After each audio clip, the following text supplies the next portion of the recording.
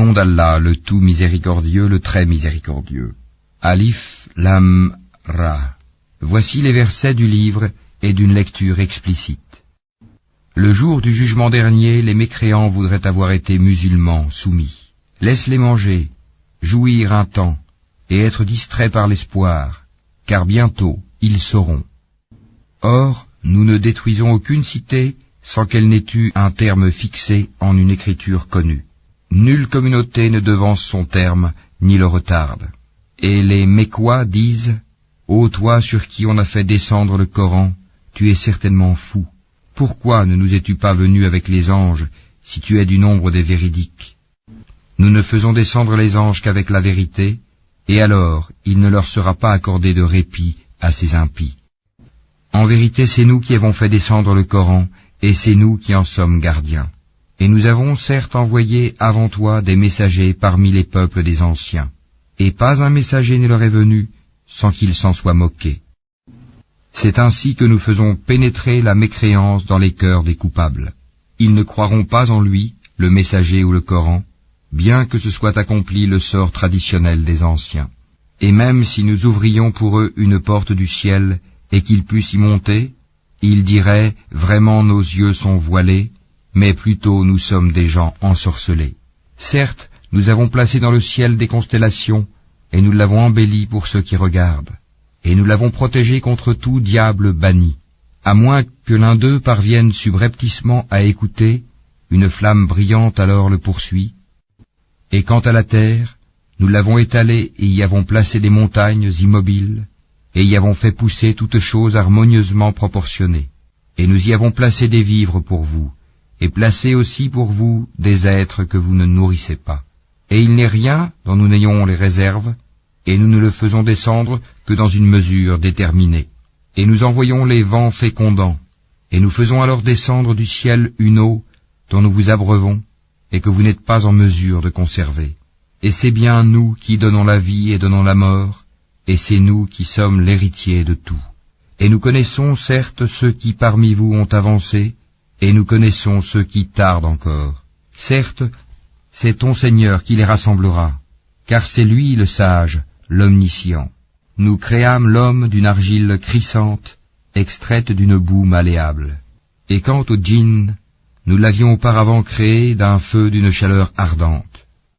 Et lorsque ton Seigneur dit aux anges, « Je vais créer un homme d'argile crissante, extraite d'une boue malléable, et dès que je l'aurai harmonieusement formé et lui aurai insufflé mon souffle de vie, jetez-vous alors prosterné devant lui. » Alors les anges se prosternèrent tous ensemble, excepté Iblis, qui refusa d'être avec les prosternés. Alors Allah dit, « Ô Iblis, pourquoi n'es-tu pas au nombre des prosternés ?» Il dit, « Je ne puis me prosterner devant un homme que tu as créé d'argile crissante extraite d'une boue malléable. » Et Allah dit, « Sors de là, du paradis, car te voilà banni, et malédiction sur toi jusqu'au jour de la rétribution. » Il dit, « Ô mon Seigneur, donne-moi donc un délai jusqu'au jour où les gens seront ressuscités. » Allah dit, « Tu es de ceux à qui ce délai est accordé, jusqu'au jour de l'instant connu d'Allah. » Il dit, « Ô mon Seigneur, parce que tu m'as induit en erreur, eh bien je leur enjoliverai la vie sur terre, et les égarerai tous, à l'exception parmi eux de tes serviteurs élus. » Allah dit, « Voici une voie droite qui mène vers moi. Sur mes serviteurs tu n'auras aucune autorité, excepté sur celui qui te suivra parmi les dévoyés. Et l'enfer sera sûrement leur lieu de rendez-vous à tous. Il a 7 portes, et chaque porte en a sa part déterminée. Certes, les pieux seront dans des jardins avec des sources. Entrez-y en paix et en sécurité, et nous aurons arraché toute rancune de leur poitrine, et ils se sentiront frères faisant face les uns aux autres sur des lits. Nulle fatigue ne les y touchera, et on ne les en fera pas sortir. Informe mes serviteurs que c'est moi le pardonneur, le très miséricordieux, et que mon châtiment est certes le châtiment douloureux. Et informe-les au sujet des hôtes d'Abraham. Quand ils entrèrent chez lui et dirent « Salam », il dit « Nous avons peur de vous ». Ils dirent « N'aie pas peur, nous t'annonçons une bonne nouvelle, la naissance d'un garçon plein de savoir. » Il dit « M'annoncez-vous cette nouvelle alors que la vieillesse m'a touché? Que m'annoncez-vous donc? Ils dirent, nous t'annonçons la vérité, ne sois donc pas de ceux qui désespèrent. Il dit, et qui désespère de la miséricorde de son Seigneur, sinon les égarés? Et il leur dit, que voulez-vous, ô envoyés d'Allah? Ils dirent, en vérité, nous sommes envoyés à des gens criminels, à l'exception de la famille de Lot, que nous sauverons tous, sauf sa femme. Nous, Allah, avions déterminé qu'elle sera du nombre des exterminés. Puis, lorsque les envoyés vinrent auprès de la famille de Lot, celui-ci dit, vous êtes pour moi des gens inconnus. Ils dirent, nous sommes plutôt venus à toi en apportant le châtiment à propos duquel ils doutaient. Et nous venons à toi avec la vérité, et nous sommes véridiques. Pars donc avec ta famille en fin de nuit, et suis leurs arrières, et que nul d'entre vous ne se retourne, et allez là où on vous le commande. Et nous lui annonçâmes cet ordre, que ces gens-là au matin seront anéantis jusqu'au dernier. Et les habitants de la ville, Sodome, vinrent à lui dans la joie. Il dit, ceux-ci sont mes hôtes, ne me déshonorez donc pas, et craignez Allah, et ne me couvrez pas d'ignominie. Ils dirent, ne t'avions-nous pas interdit de recevoir du monde? Il dit, voici mes filles, si vous voulez faire quelque chose. Par ta vie, ils se confondaient dans leur délire. Alors, au lever du soleil, le cri, la catastrophe, les saisit. Et nous renversâmes la ville de fond en comble, et fîmes pleuvoir sur eux des pierres d'argile dure. Voilà vraiment des preuves pour ceux qui savent observer. Elle, cette ville, se trouvait sur un chemin connu de tous. Voilà vraiment une exhortation pour les croyants. Et les habitants d'Al-Haïka étaient aussi des injustes. Nous nous sommes donc vengés d'eux.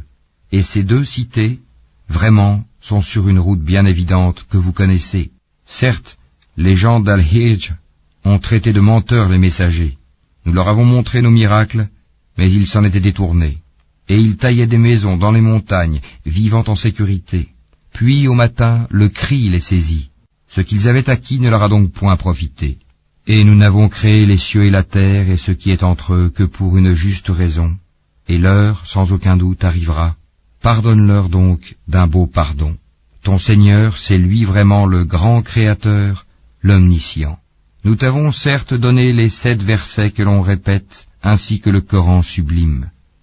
Ne regarde surtout pas avec envie les choses dont nous avons donné jouissance temporaire à certains couples d'entre eux. Ne t'afflige pas à leur sujet et abaisse ton aile pour les croyants. Et dis, je suis l'avertisseur évident d'un châtiment.